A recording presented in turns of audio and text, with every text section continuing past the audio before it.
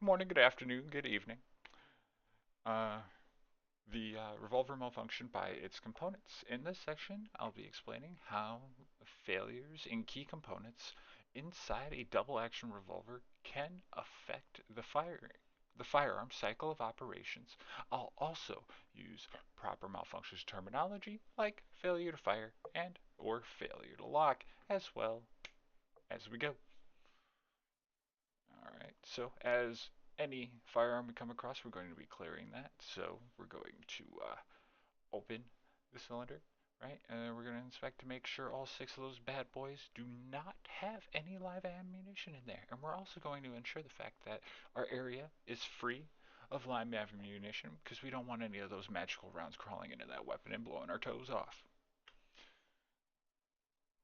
Alright, so we're going to go with the hand. As you can see by my screwdriver right here, this bad boy is the hand. The hand is going to take part in the failure to feed and failure to index. The function of the hand is to rotate the cylinder as the trigger is pulled or the hammer is cocked, aligning the next chamber with the barrel.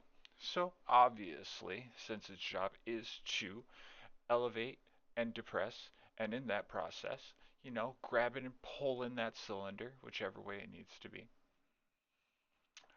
If we have wear on the actual hand of the hand, um, it is going to be barely grabbing that cylinder and not getting that proper rotation into that next round aligning.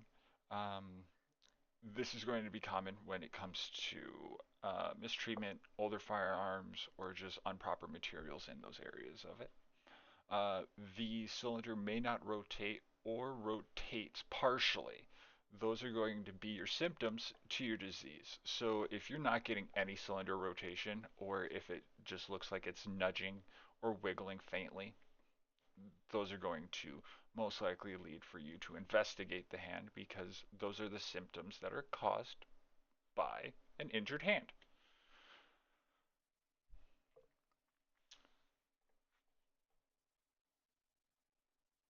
The next one's going to be the sear, right? The sear is where you're going to be bumping into failures to fire and failure to lock. The sear holds the hammer at full cock and releases it at the proper point during the trigger pull. Alright, so your sear is going to be what's essentially initiating that firing pin impact from manipulating the hammer. Now, my prior statement just comes in definitions of the term sear. So if you ever come along with that, you're most likely going to be encountering the term of sear for open bolt weapons, most likely like belt-fed machine guns and such, and as well, double action revolvers. Um, so, due to the sear being that final piece that is holding that potential energy coming from that hammer, any generalized damage is going to be coming in from those failure to fire and failure to lock. So, it's not going to properly come to your full cock or half cock. And then also, you're not going to be having proper impacts, or you're going to be getting those unwanted, negligent, or unexpected discharges of your weapon because that pent up energy is not being properly secured by the sear, and you're not getting that anticipated capability behind that. All right. Um, as I said here in this section, the hammer may not hold back or release early uncontrolled potential. Um, this causes a failure to fire, or if it slips early, failure to lock could also occur, as I said 1,000 times. So the next one, you're going to have your cylinder stop. Your cylinder stop may most likely be one of the first things that are going to go on revolvers. Most people don't know how to properly close that cylinder, and they've been watching all kinds of crazy action movies where they're slapping it. Otherwise, they're just thinking that they're playing Wild West and manipulating that improperly, and they're just taking those flatter sections of the cylinder and just hitting that cylinder stop like a deranged monkey in a typewriter contest. All right. So before I start reading, It's going to be that small piece hiding just above the trigger, tucked in right there, and it's going to be indexing on those grooves that are on the cylinder. I'm using those terms just to point out those areas that we can all see. All right. The cylinder stop is where you're going to be bumping into those failure to lock malfunctions.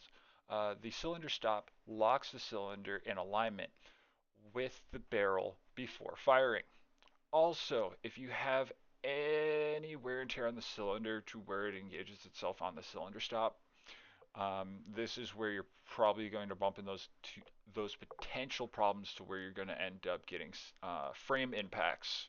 So always pay attention to ensure that your cylinder stop and your cylinder itself are being maintained properly, because you may think you're firing a gun, but instead you're detonating a pipe bomb in your hand, and no one wants that, right? Um, if the cylinder stop fails or sticks, the cylinder may rotate out of position during firing. This causes a failure to lock, which can lead to dangerous misalignment or the uh, cartridge and barrel. Sorry, hard for me to talk sometimes. Uh, cycle operations, it's going to be participating in locking and firing, as I said multiple times beforehand. All right, so the next one is going to be hammer strut. Before we go to the next slide, this is where the hammer strut is going to be located on the inside. I had to pull it to then go further into the treatment of the weapon when I took these photos, to where we get hammer strut. um, the hammer strut transfers the energy from the mainspring to the hammer. Um, I'm going to read through this one really quick. If the hammer strut is damaged or out of spec, the hammer may not strike the firing pin with enough force. This causes a failure to fire or light primer strikes. So, this is where you're getting that initial energy from that hammer to provide enough force on that firing pin to then det those primers. As I said in many of my prior videos, you need that adequate means of force behind that firing pin to get the chemical reaction necessary inside the round's primer. So if you're bumping into those light strikes where you're watching that hammer fall, you can feel the force being applied to that round while you're firing that weapon, but you're not getting the bang and you're getting those clicks. You can definitely get this inspected by watching or looking at those slightly dented primers, all right, on the actual cartridges themselves. This is a major potential dangerous kind of thing to be handling, because if you have enough force behind that strike, it gone with the wind, and then you have a round being ruptured at those situations. Um, this is going to most likely be getting its wear and tear from overactivity of the spring itself, where you see my screwdriver. Make sure that you are looking and ensuring the fact that it is not being worn down in an improper location. You are experiencing high levels of rust, oxidation, or it's just aged. All right, that's the thing about it. We're encountering revolvers. Revolvers are one of the oldest forms that are still prevalent in use today. So you are going to be encountering failures when it comes to parts that have a lot of activity. All right. And then, in the wrap up and the conclusion, each of these components play a critical role in keeping the revolver's cycle of operations smooth and reliable. If one part fails, it will disrupt the entire process and can make the firearm unsafe.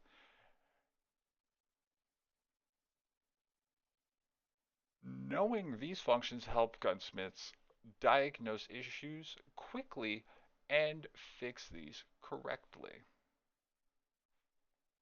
Hope you have a nice day. Goodbye. Hi everybody, I'm Doc, aka Jason. Today we are going to be covering a method to measure rifling of a firearm. This may be in handy if you come across something that's slightly older or doesn't have the modernized standard of measuring the rifle twist on the barrel itself. For today, we're going to be using my M&P Shield 2 and 40 Smith & Wesson. I would prefer to be using my Taurus 66, which is my newest revolver, but due to the fact that it is a revolver, I don't want to dance around the frame. So, right now, we're going to ensure the weapon is clear. There's nothing in the barrel. There's no magazine in the lower of the weapon. So, we're going to take the barrel and we're going to drop it in our vise. Yours truly lost his aluminum grips, so we're going to hope that this rag does not just went out. Is it a black screen? We should be good. I have a red flashing light. No problem. Alright, so other things we're going to need. I would recommend using a painter's tape or a masking tape.